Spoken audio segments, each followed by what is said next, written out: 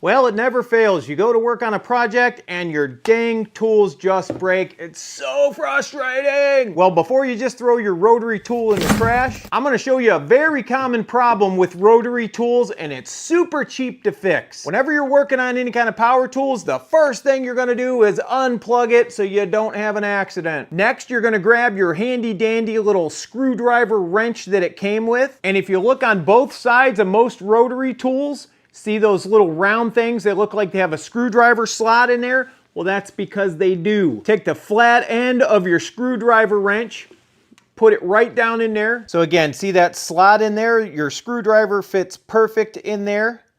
Let's spin that out. Be careful, this is spring loaded. Pull this out. And these are called brushes.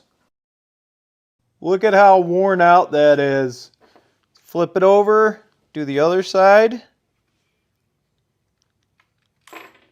Oh, don't want to lose my cap. Oh. See how the end popped off? There's nothing on there. It's down inside of there. You got to get it out. That's probably why this wasn't working. Just take a little screwdriver, get down in there, and that is carbon, so you will be able to bust this up. Yeah, there we go. See those little pieces that busted out of there? This here's the new brush kit. Take notice of those numbers if you need to screenshot this. These fit all of your Dremels, and they do actually fit a lot of other rotary tools. Also, I want you to notice that it is rectangular shaped, so don't try to force it down in there. They only go in one way. Tighten it back up. You don't have to go crazy snug with that. Put the other one in the other side. Finish tightening it up.